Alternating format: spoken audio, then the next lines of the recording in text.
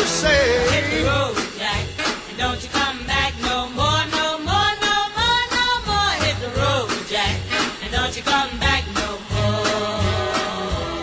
Oh woman, don't treat me so mean. You're the meanest old woman that I've ever seen. I guess if you say so, I'll have to pack my things and go. That's right, hit the road, Jack. La llegada de Ambrose Bierce el 24 de junio de 1842 no debió ser un acontecimiento excepcional para sus padres. Otros 9 hijos ya congestionaban la cabaña de madera donde vivían en Horse Cave, un campo religioso en Ohio. Poca y pobre fue la educación que pudo recibir en los primeros años, aparte de lo aprendido en su trabajo en la granja de su familia y en otras 3 ocupaciones que se lo conocen: aprendiz de imprenta, peón en un horno de ladrillos y mozo en una cantina.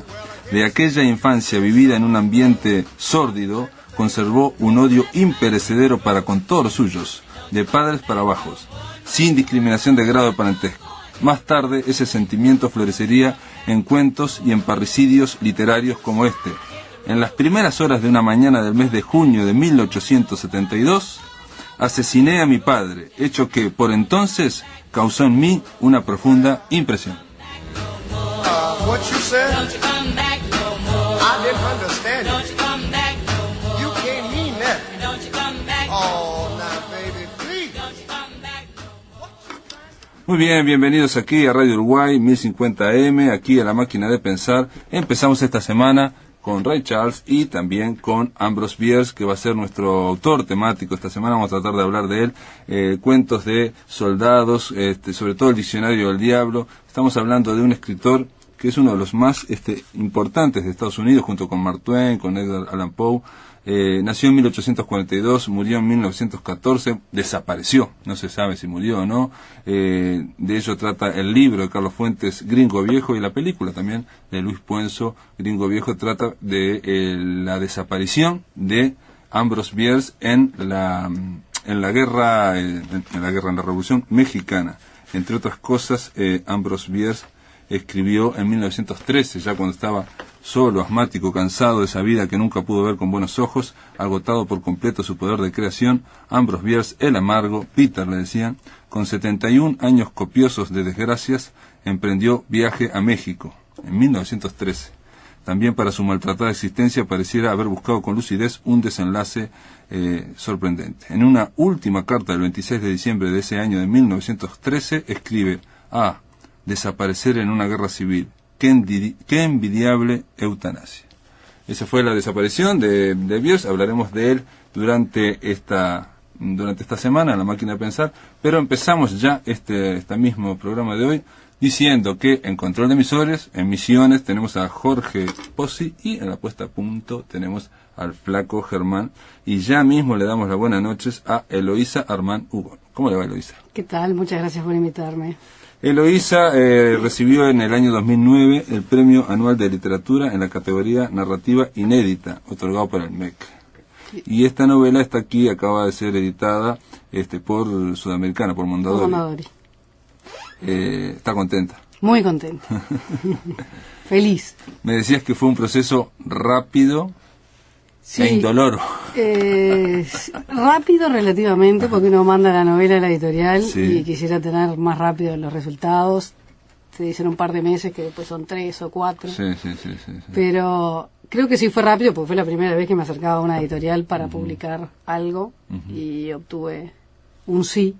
Sí, aparte de Mondadori, ¿no? De Mondadori. Y antes habías publicado un libro de cuentos, me decías, en Narrares. En la colección de Narrares, que sí, los Narrares somos exalumnos del Hebrero, que luego de la muerte de Mario en agosto del 2004 nos seguimos juntando. Yo no digo no seguimos juntando porque yo no sigo este año, pero siguen juntando los Narrares. Sí. Yo me junté hasta el 2006, que fue cuando publicamos 11 libritos, cada uno de un autor diferente, y ahí publiqué un libro de relatos. Dicen se llamaba. Dicen. Y esta novela, Eloísa, Cabo Negro, ¿la venís tratando desde hace mucho tiempo o cómo se fue el proceso? No, la realidad es que la escribí durante todo 2008. Ah, mirá. Durante todos los 2008, incluso... Digo porque me pareció, no sé por qué, me dio la impresión de que estaba como trabajada y digo, capaz que uno influenciado por en la solapa dice, fue al taller de Lebrero, al taller de Gabriel Neto, pensé que estaba como trabajada a nivel... No, fue una novela que surgió en 2008, la escribí durante todo el 2008 y durante...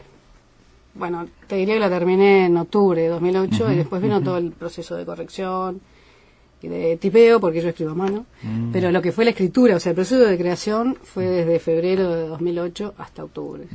Y ya en ese proceso, digamos, en ese primer borrador, ya había varias voces, digamos, o sea, están narradas varias voces. Exacto. Estamos hablando de una historia de Cabo Negro, es un balneario de la costa del este, ¿no? Y hay 4 amigas, que hace muchísimos años que son amigas, bueno, que viven ahí.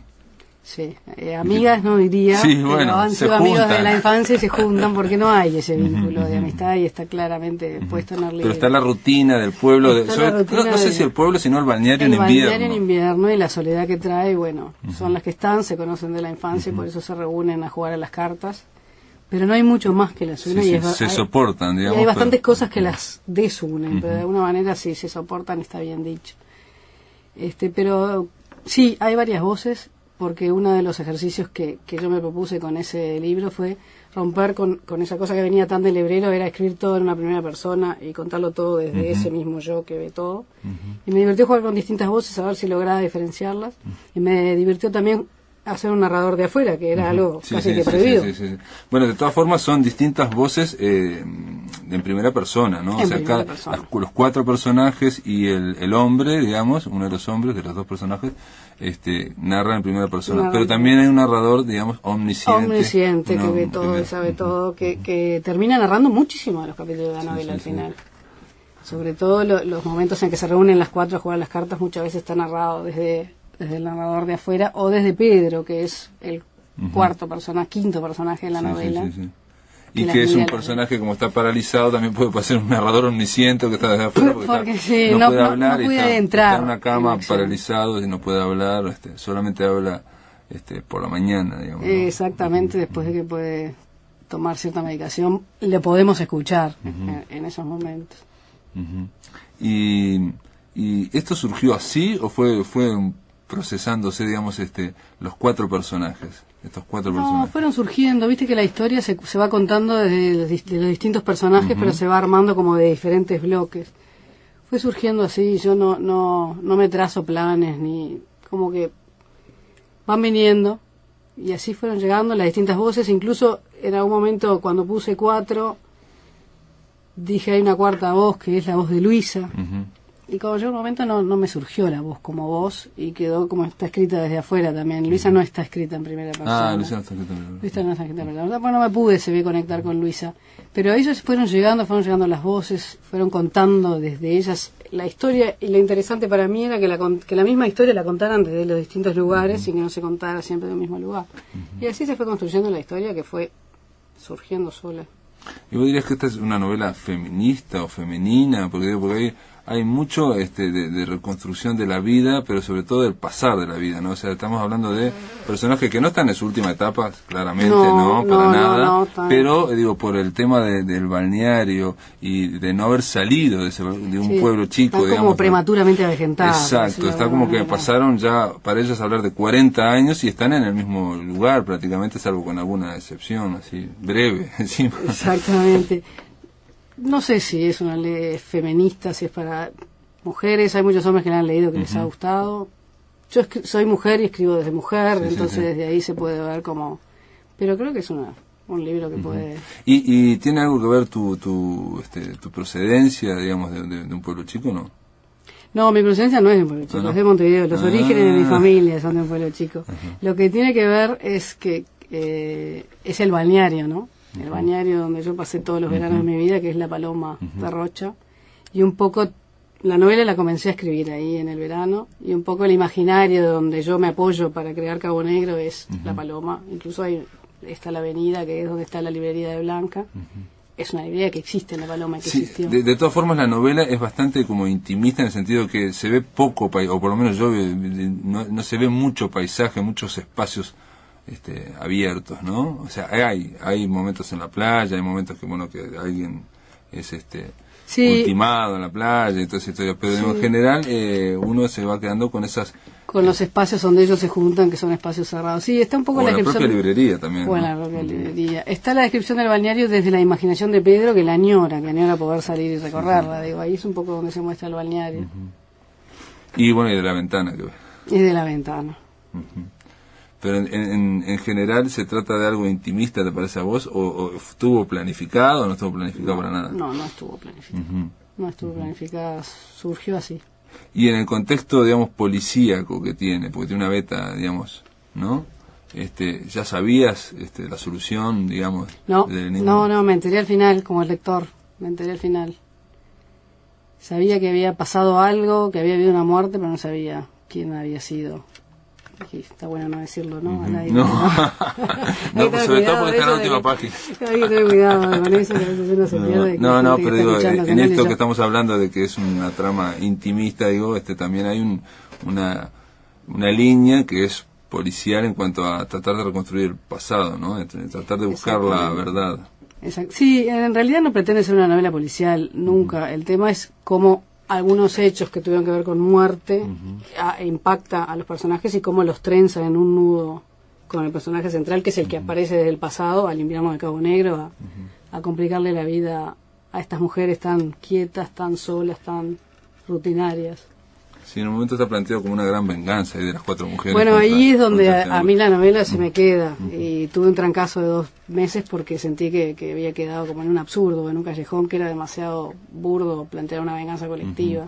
Eloísa, también digo, capaz que yo no me expliqué, pero cuando te decía de una novela femenina, digo, porque hay 4 personajes importantes que son realmente Mujeres. los que están interactuando y que están pensando y se están viendo, y los hombres que aparecen, el hombre, digo, el inicio de la novela es muy atrapante por eso también, está paralizado. O sea, es un amigo de ellos desde hace 35 años, pero tiene una enfermedad de estas tipo de degradación del sistema nervioso, Sí, exacto, algo así, neurológica, ¿no? sí. Neurológica, que hace que esté absolutamente, cada vez le hacen menos efecto los medicamentos. Exacto. Y el otro, digamos, el otro hombre que aparece en escena, si bien es lo contrario, digamos, no es alguien apuesto, Sí, sí. buen mozo, pero es terrible, jodedor. O fue, por O lo fue, menos. sí. Exactamente. No es que no es feminista en el sentido de querer mostrar mis personajes masculinos, como degradarlos. Simplemente que la historia se construyó así, y el interés de eso estaba en que esos personajes fueran así, sobre todo el personaje de Augusto, ¿no? Que es lo que le da razón de ser a la novela y al sentimiento de rabia que tiene esa mujer. Hay toda una acumulación también de resentimientos, ¿no? Exacto. Eso es un poco lo que está por detrás de la novela, ¿no? La rabia, el resentimiento que estaba ahí girando en esas mujeres durante años, que a muchos las imposibilitó de otras cosas. El caso de Blanca la dejó marcada. Y está ahí, es una rabia que viene del amor no correspondido, del amor traicionado, y queda como ahí, como semilla que quedó ahí, que no puede salir para ningún lado, y genera eso, que ellas vienen. Y hay O sea, una competencia, digamos, entre esas 4 amigas, o no, histórica, digamos, que viene de atrás, que también eso genera un poco de resentimiento. Sobre todo entre 3, ¿no? Por eso yo te decía cuando te hablaba del pueblo chico, Sí. son esas historias como de pueblo chico, infierno grande, o sea, de que la educación, la hipocresía hace que se mantenga la calma, pero hay mucha, Hay mucho por debajo. muchísimo, Exacto. esa rabia, Sí, estoy de acuerdo. mucho resentimiento. Sí, es que es lo que es el tema un poco de la novela, ¿no? La rabia y el resentimiento. Hay otro tema también que es el que tiene que ver con el pueblo chico, que es el que dirán. En un personaje específicamente hay mucho del que dirán. Sí. Sí, y en el otro, hay otro también que no le importa qué dirán, pero bueno, actúa, me explico, hay uno que se cuida mucho y otro que no se cuida nada, digo, los dos. Es verdad, sí. Está el caso de Mabel, que no le importa lo que digan, y es como es, y está el caso de Mecha, que es todo lo contrario, pero porque ella no es oriunda del balneario, sino que al revés viene de la sociedad capitalina y de otras cosas que para ella son muy importantes. Y ahí el tema de lo formal, por eso digo, ¿no? El famoso qué dirán. El famoso que dirán.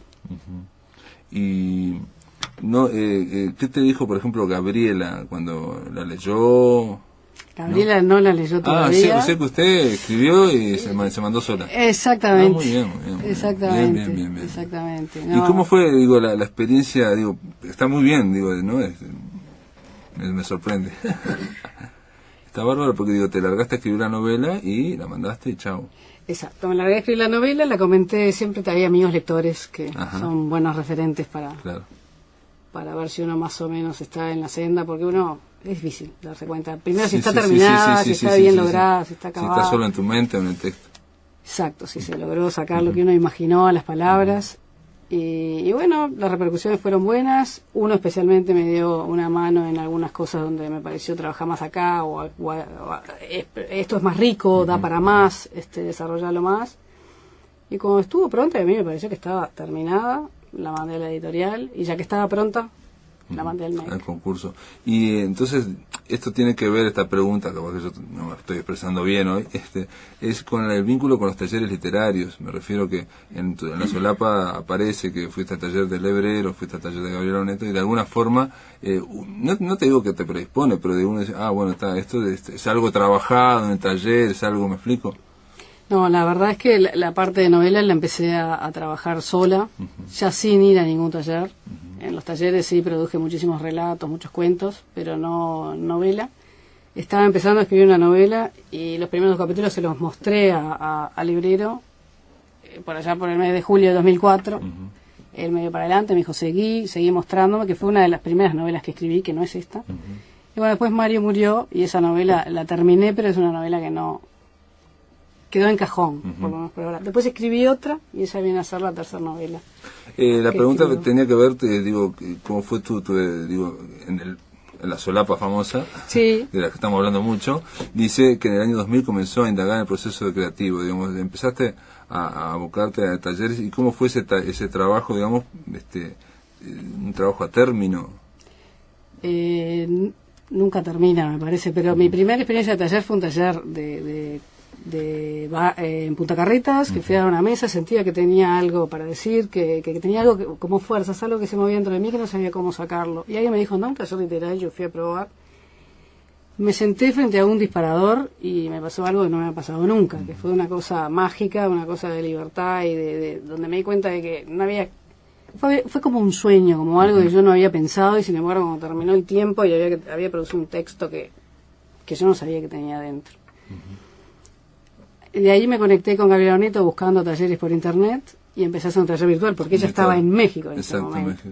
Y ahí descubrí algo que no podía parar. Las evaluaciones venían los viernes y los ejercicios venían los viernes y yo esperaba el viernes y para que viniera otra consigna y para escribir, y me di cuenta de que había descubierto algo que era una pasión. Y ahí fue Gabriela que me dijo, tú no podés tener al librero ahí en Montevideo, vivís en Montevideo y no ir a su taller. Y entonces ahí fue que fui a dar tarde al taller del librero, porque empecé en marzo del 2004 y solo lo tuve hasta agosto. O sea que mi experiencia con el librero fue muy importante, pero fue muy breve. Fue muy breve, muy bien. Pero bueno, digo, estamos hablando de Cabo Negro, esta novela, ganadora del Premio Anual de Literatura 2009, Eloísa Hermano Hugón. Digo, está hecha la presentación. Digo, yo sé que se ve que no te gusta mucho hablar de tu novela tampoco. ¿O te cuesta? Me cuesta porque es como hablar de los sueños, es algo que no está planificado, que no se programa, que no hay una estrategia, que no se explicar, sino que vino, que surgió. Exacto. Entonces, y aparte, digo, que uno dice, bueno, para que le lean, ¿no? No se puede contar. Gracias, Eloísa, por estar aquí en La Máquina de Pensar. Por favor, gracias por invitarme. En el aire de Radio Uruguay, La Máquina de Pensar.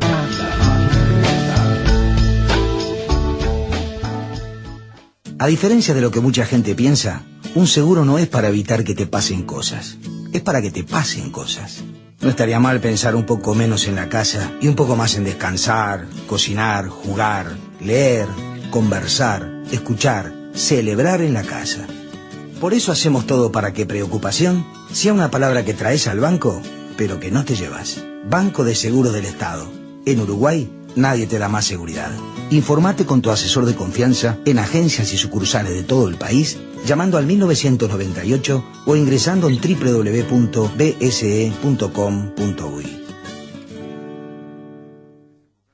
A las 4 de la tarde. 4 de la tarde. 4 de la tarde. 4 de la tarde. Y los domingos a las 9. A las 9. El Tungelé. Pero no tenés por qué oír. Claro, nos dejaste solo, ustedes encárguense de Estaba todo, encantado así. de escucharlas. Conduce Nelson Caula. Producen Marcela Urreta y Carolina Vaz. Y un panel de destacados columnistas. El Tungelé. Original y diverso. Cultura total. Un tributo a la identidad. Esta especie de rumiación cultural que dice Pelufo que tenemos los uruguayos, y en vez de hacer el proceso deductivo de la cultura, que es la cultura uruguaya, que es el Uruguay, que es si no, que si de las fronteras. A las 4 de la tarde. 4 de la tarde. 4 de la tarde. 4 de la tarde. Y los domingos a las 9. El Tungelé. Nena.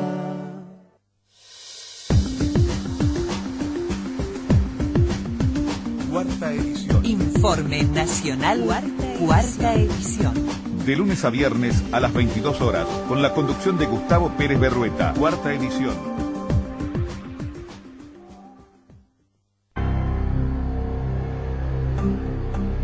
Somos Radio Uruguay, 1050 AM, Montevideo, Uruguay, con su repetidora 103.9 FM en el departamento de Colonia.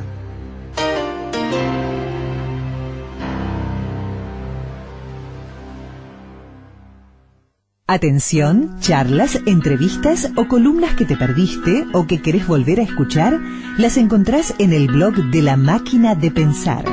Ingresá a piensamáquina.blogspot.com y bienvenido al corazón de las palabras.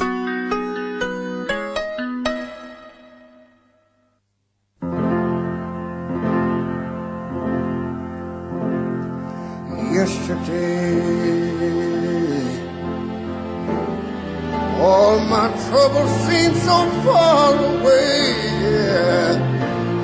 Now it looks as though they're here to stay.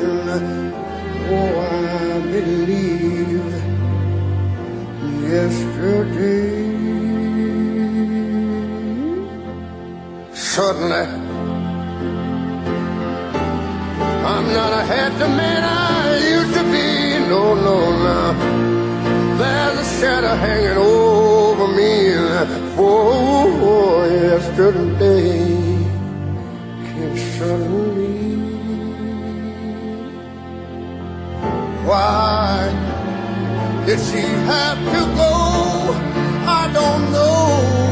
She wouldn't say. But wait a minute. I said something wrong. Not long for yesterday. Oh, yesterday.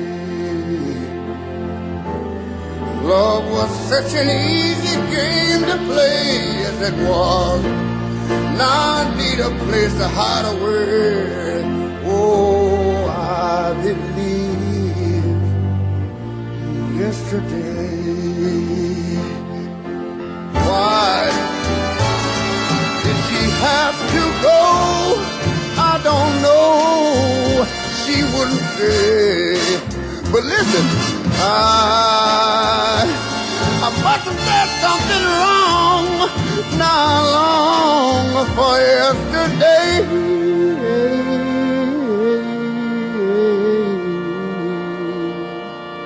Yesterday. Love was such an easy game to play, yeah. Now I need a place to hide away. Oh, I believe yesterday.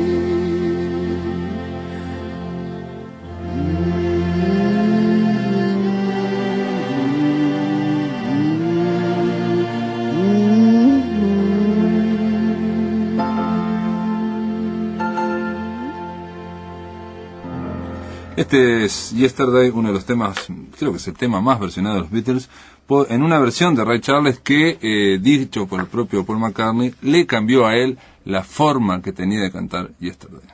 One, two, three. Nuestro círculo de escritores pone en funcionamiento la máquina de pensar y activan la búsqueda de la cuadratura del círculo, un mecanismo adecuado para abordar los temas de la realidad nacional y verlos bajo un prisma múltiple.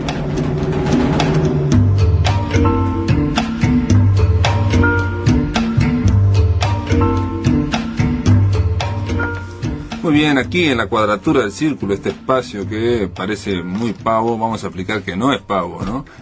Como le pusimos. Para ello, estamos recibiendo a Eduardo Mizrahi. Él es docente, es doctor en medicina de la Universidad de la República, realizó estudios de posgrado en matemáticas en la Universidad de París y es profesor de biofísica en la Facultad de Ciencias de la Universidad de la República. Ha publicado El segundo secreto de la vida en Trilce en 1999 y además es coautor de Borges y la ciencia 1999, libro que indaga las relaciones entre las ciencias y la creación artística. Es además investigador grado 5 del PDCIVA y nivel 3 del SNI. Ha centrado sus trabajos en los modelos de redes neuronales y en el procesamiento de la información por parte de los sistemas biológicos.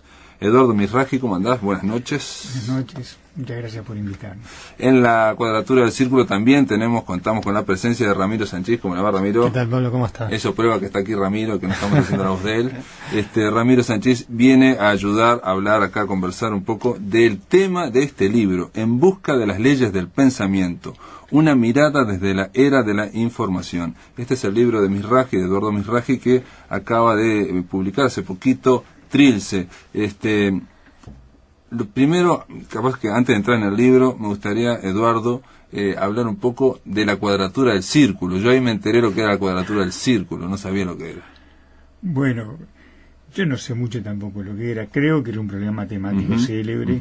Se trataba de encontrar por métodos de construcción que involucraran compases y las técnicas clásicas que estudiamos en la escuela, cómo construir a partir de un círculo de área dada, un cuadrado. Un problema que parecía... Con la misma área, claro, ¿no? O sea, a partir de un círculo, un cuadrado con la misma. Un problema que parecía simple, después pasó a ser despreciado, y ocurre que fue uno de los problemas más difíciles de la matemática. Que no se solucionó. Se mostró insoluble, pero en el camino hacia intentar resolverlo aparecieron maravillas, cosa que en ciencia pasa mucho.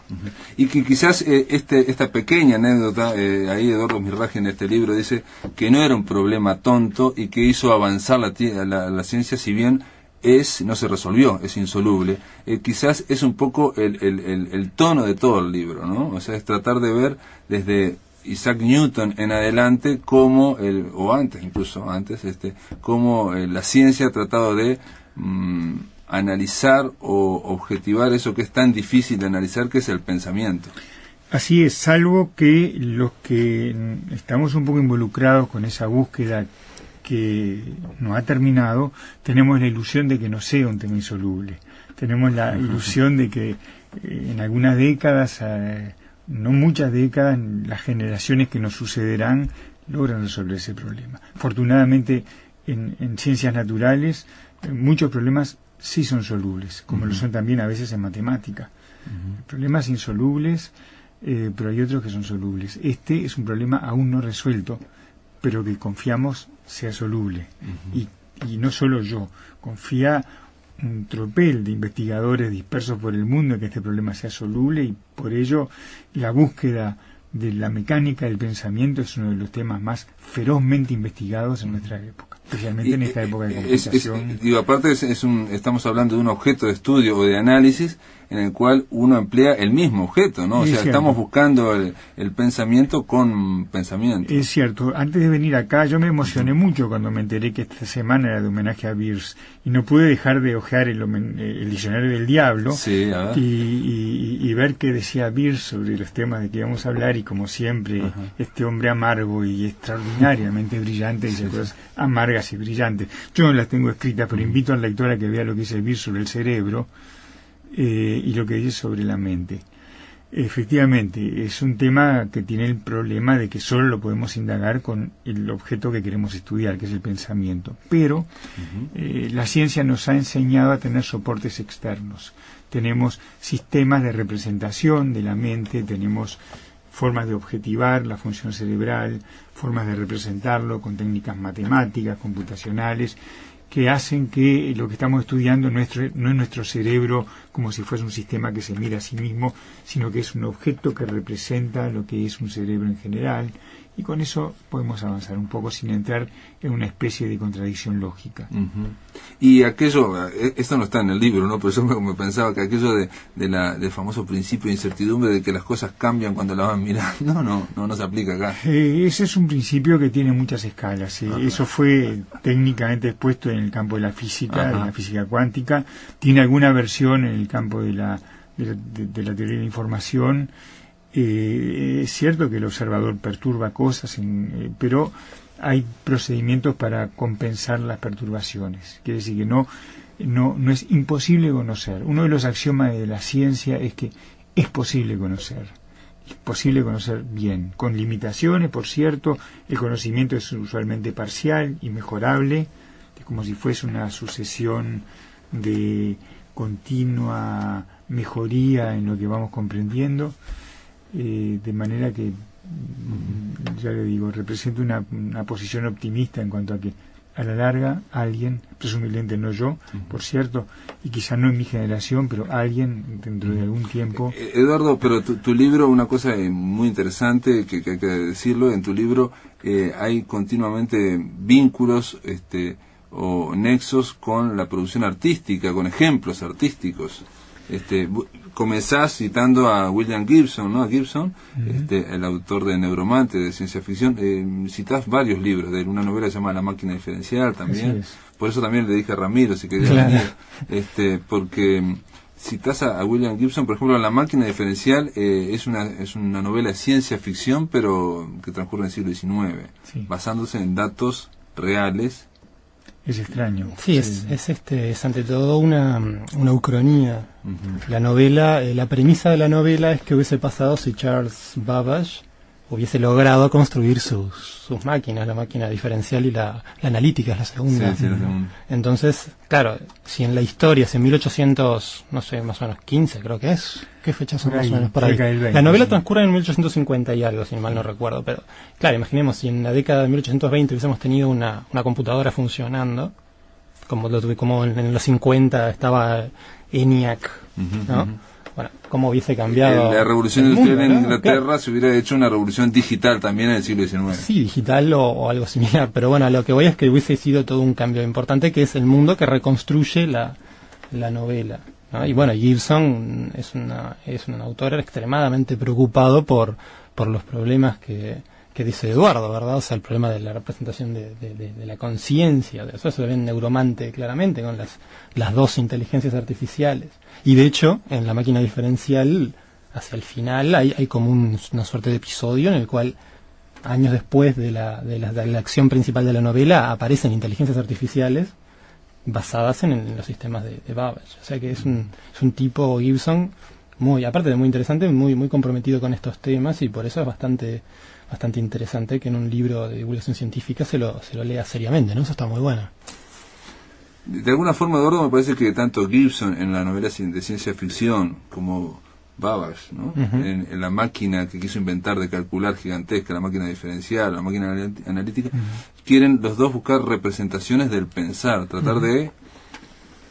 Sí, yo creo que se trata de una antiquísima aspiración de la especie humana, la podemos anclar en los filósofos de la antigüedad más antigua, y hacia ella nos dirigimos. Y es interesante que las reflexiones de filósofos antiguos, digamos Aristóteles, no son hoy desdeñables, son interesantes, aunque sea a veces hayan envejecido otros aspectos de sus contribuciones a la cultura. Hay aspectos vinculados a la lógica, a la memoria, al pensamiento que no han envejecido y que readquieren actualidad en esta era de la computación, porque de ellas incluso emergen tecnología que los ingenieros electrónicos usan para diseñar sistemas de control. Estamos en una época muy extraña que hace que muchas cosas del pasado se vuelvan contemporáneas, porque lo que está jugando rol ahí a veces es la enorme inteligencia que tenían esos hombres del pasado. No tenían las tecnologías, no tenían la matemática, no tenían la ciencia que hoy tenemos, pero tenían la lucidez de percibir cosas que hoy podemos utilizar con una eficiencia que antes no se podía. Es un aspecto. Hay que, digo, yo te escucho, digo, pero hay que aclarar, me parece que leyendo Busca las leyes del pensamiento está claro que esta búsqueda, digamos, del pensamiento, es una búsqueda casi te diría material, o sea, estamos hablando causística, o sea, se plantean, por ejemplo, en un momento cómo, yo no sé, digo, esto es un libro de divulgación científica, obviamente, cómo las neuronas para conectarse tienen que tener una descarga eléctrica, pero esa descarga eléctrica tiene que ser continua, no puede ser que empiece y se apague después. Ahora, ¿cómo es que se hace para que sea continua? Y ahí aparecen modelos para explicar eso que es muy orgánico, ¿no? Sin duda. Nosotros, cuando digo nosotros, pluralizo un conjunto de científicos que nos abocamos a estos temas, tenemos la convicción de que el cerebro es una máquina biológica que produce extraordinarios resultados como la música de Ray Charles, las obras literarias, la matemática, las novelas como las que ustedes analizan acá, pero es una máquina biológica, una extraordinaria y complejísima máquina biológica. Y afortunadamente la ciencia hoy nos está permitiendo aclarar en qué consiste el detalle de funcionamiento de esa máquina biológica. Ahora, esa máquina biológica, cuyas bases celulares, moleculares, electroquímicas, empezamos a entender, tiene tal enorme nivel de complejidad que muchos consideran que el cerebro humano es uno de los objetos más complejos con que la ciencia se ha enfrentado nunca, por el número de neuronas, el número de interconexiones, por su apertura de información al mundo externo. Por consiguiente, el cerebro, no obstante que conozcamos a veces las bases físico-químicas de las células que funcionan, nos propone desafíos de complejidad que no sabemos resolver bien. Y ese es otro de los temas. Sí, por ejemplo, hay un desafío que es constante de dónde está la información en el cerebro. O sea, cómo hace la persona, hacemos las personas para tener dentro nuestros, se habla de palacios y cavernas enteros, pero después si ocurren daños cerebrales, continúan, o sea, se dispersan o se rearman de otra forma. Efectivamente, ese es uno de los temas que fue enormemente enigmático, diríamos, hacia principios del siglo XX y que por la segunda mitad del siglo XX empezó a ser iluminado. No creo que acá tengamos tiempo para entrar en cómo fue iluminado. Ahí quiero sí señalar que la contribución conjunta de físicos, fisiólogos, matemáticos y en especial el uso de los instrumentos matemáticos ayudó fuertemente a comprender cómo pueden emplazarse en unas estructuras que conciernen a la unión de neuronas unas con otras que se llaman sinapsis, cómo pueden en esas sinapsis conformando un colectivo, cómo pueden esos palacios, esas cavernas de la memoria instalarse y ser decodificadas. Es un asunto que empieza lentamente a ser iluminado por la ciencia actualmente. Yo una vez escuché a alguien, ahora no me acuerdo quién, pero lo dejo aquí en la radio, de que ya, por ejemplo, se descubrió que el cerebro no tiene centro y lo comparó con un hormiguero que tampoco tiene centro, donde todo está moviéndose y entrando y saliendo. Parece que supuestamente la reina tendría que quedarse quieta, pero en realidad todo el hormiguero es una o sea, la información está en todos lados, casi es un ejemplo, ¿no? Pero lo escuché acá. Es una metáfora interesante. Hoy la matizamos un poco diciendo que algo de eso hay, pero en módulos que se comunican entre sí. Algo es como que hay regiones donde sí hay centros y otras donde no hay centros, y donde no hay centros lo que sí puede haber son como subcentros que se conectan y que a su turno son en sí muy complicados. Como que la red con la que nuestro cerebro funciona es una suerte de red de redes. Es una red de redes y cada una de esas redes elementales es una red de neuronas que contiene miles. Eduardo, y esa red de redes también están interconectados ahora cuando estamos hablando entre nosotros dos. O sea, son red de redes de redes de redes. Es complicado. Después se establecen las redes sociales y en la parte final del libro exploro un poquito la vinculación entre el pensamiento y las grandes redes de comunicación como la Internet o la www. Muy bien, después de esta pausa continuamos con Eduardo Mizrahi y con Ramiro Sanchís hablando de En busca de las leyes del pensamiento. En el aire de Radio Uruguay, La Máquina de Pensar.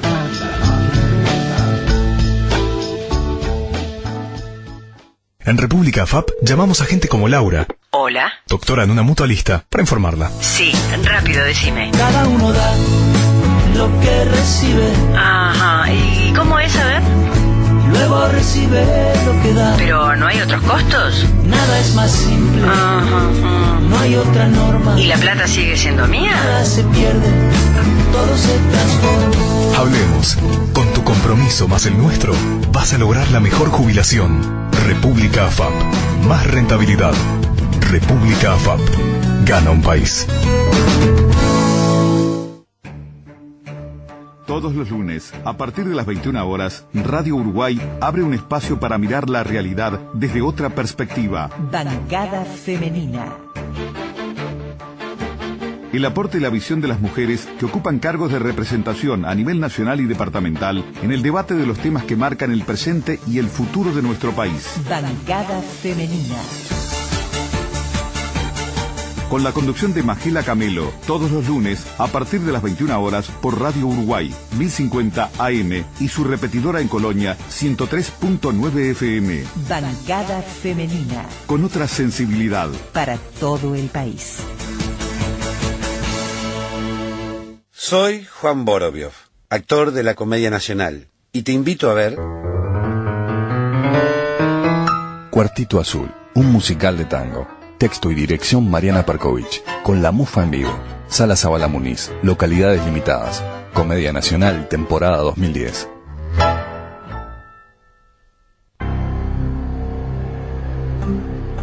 Somos Radio Uruguay, 1050 AM, Montevideo, Uruguay, con su repetidora 103.9 FM en el departamento de Colonia.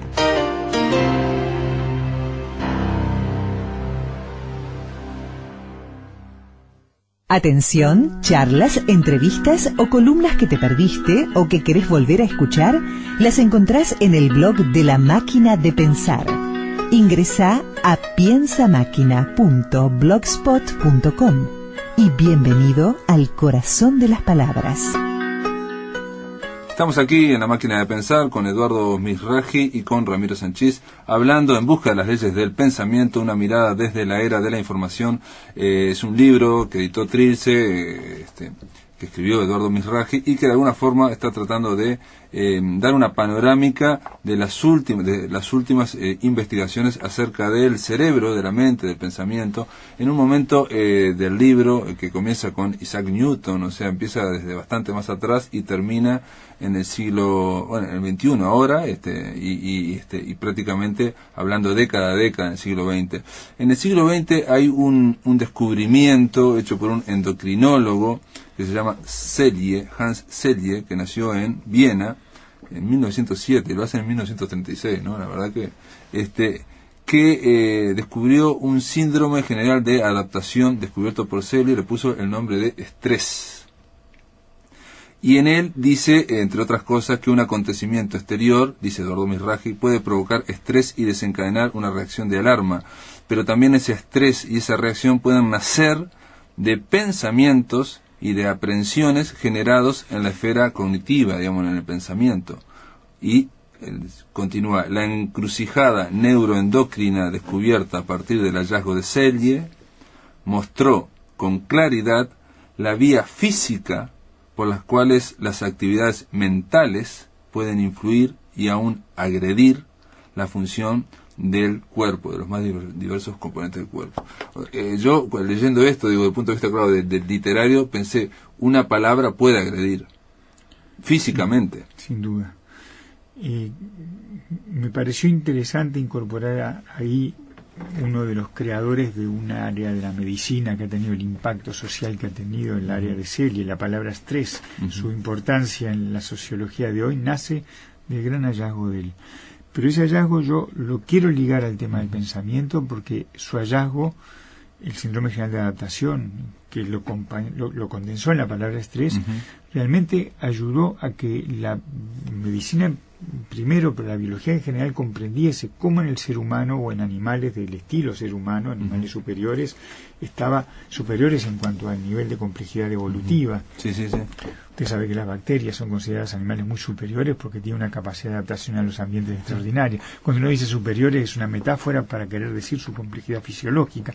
El estrés y lo que Celia describió nos permitió encontrar vías físicas de conexión entre, realmente como usted leyó, entre lo cognitivo y lo orgánico. Y entre el pensamiento y el cuerpo. O sea que, ¿no? Sí, actividad mental puede... El pensamiento puede herir, y hoy se sabe cuáles son las vías fisiológicas mediante las cuales un pensamiento, una aprensión, un temor son capaces de lesionar.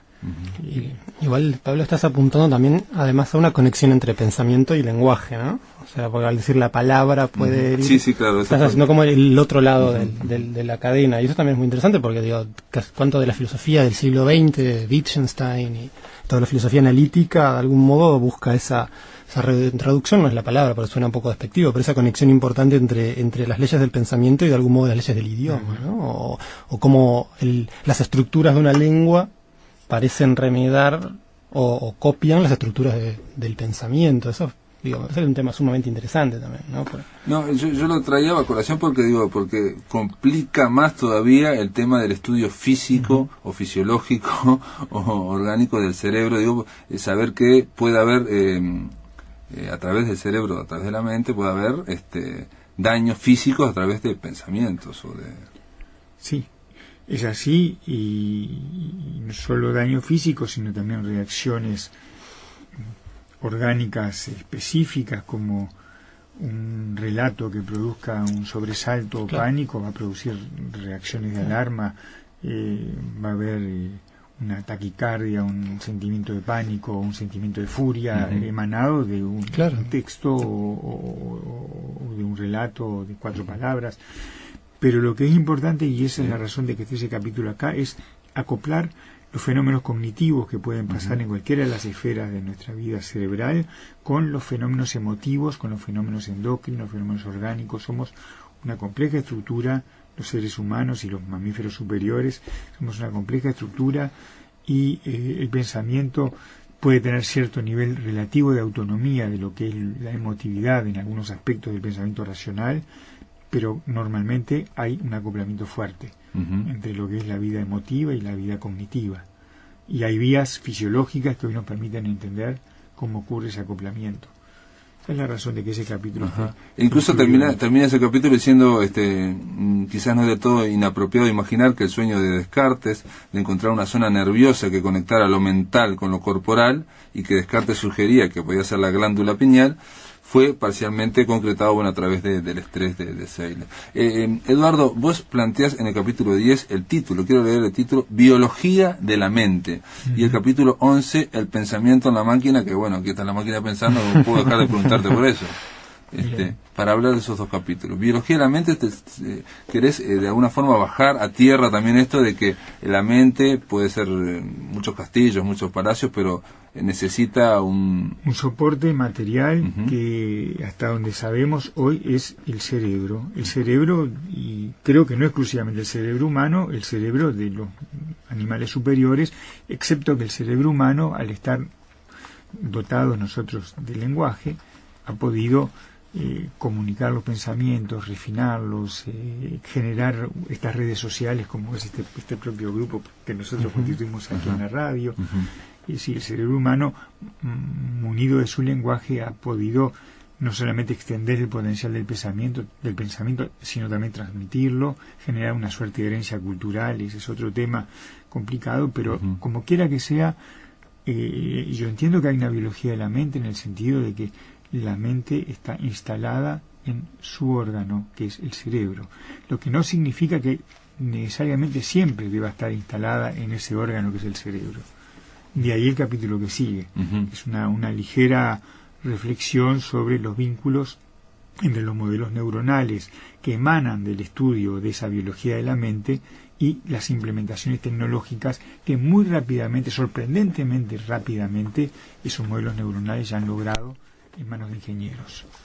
Eduardo, una pregunta te puedo hacer, o sea, una cosa que me resulta, van a tener varias preguntas, pero tenemos que hacer pocas porque tenemos poco tiempo, pero ¿qué oposición o qué tanto te puede interesar el tema de lo que Hofstadter, por ejemplo, habla del tema de la conciencia y el yo? O sea, ¿dónde está el yo? O sea, ¿dónde está la conciencia en la mente, en el cerebro? ¿Cómo funciona algorítmicamente, Mira, loops. Te respondo en dos planos. En lo humano me interesa extraordinariamente. Claro. En lo científico no sé responderte. No sé. Creo que es un problema al que todavía no hemos llegado a poder responder. La propensión es que va a haber una explicación de tipo estructural. Va a haber alguna región del cerebro que se pueda localizar bien, especialmente en estas épocas en que la imagenología está tan activa como instrumento de investigación, y presumiblemente podamos tener alguna idea en los años por venir de cuál es la biología del yo y de la conciencia. Hoy sabemos, sí, que la conciencia es un asunto que se puede apagar bajo algunas dramáticas condiciones, a veces reversiblemente, en condiciones que afortunadamente ocurren y que son cotidianas. El propio sueño es una suerte de apagado tenue reversible de la conciencia, a veces desgraciadamente irreversiblemente, como en las formas irreversibles, pero vamos a tener alguna noción en el futuro presumiblemente, pero yo hoy desconozco cómo responder al segundo aspecto. Claro, no era tengo tanto, interés en el tema como por supuesto, persona. no era tanto obviamente buscar una respuesta, sino que me parecía que es un tema extremadamente ligado a la cuestión de la mente estudiada desde el punto de vista material, o sea, del cerebro. Y otra cosa que no tiene necesariamente una conexión, pero quizás sí, digo, cuando tú hablabas del cerebro, digo, no es estrictamente así. O hay una línea posible de pensamiento donde el sistema nervioso completo. Te digo porque hay una experiencia que quizá la gente que nos esté escuchando que sea deportista o sean músicos nos pueden responder, que es el tema de la memoria muscular. Eso, claro, yo entiendo que todo eso está vinculado al cerebro, pero también me parece que te quería preguntar, ¿no? Sobre su conexión al sistema nervioso en general. Te digo porque una de las cosas que me pasaba o me pasa al tocar la guitarra, es un ejemplo bien sencillo que, como te decía, muchos lo pueden asimilar, es que al disminuir la conciencia, es no pensar, ¿no? Y eso, el movimiento es estrictamente muscular, si se quiere. En un pedacito de esa sección que se llama Biología de la Mente, relato lo que son las clasificaciones modernas de memoria. Y uno de los tipos de memoria cruciales se llama procedural, memoria de procedimientos. Son esas memorias que uno adquiere a veces trabajosamente, cuando aprende a tocar un instrumento, aprende a conducir un automóvil, pero una vez que lo aprendió, ya la conciencia se desliga y queda el procedimiento especialmente bien preparado para funcionar en automático, o en automático así sea complejo, así tenga también respuestas programadas para situaciones. Eduardo, cuando hablamos de la máquina diferencial, viste, cuando hablamos de esto de estos modelos para tratar de equiparar el cerebro a una máquina, ¿no? Una computadora, para tratar de comprenderlo,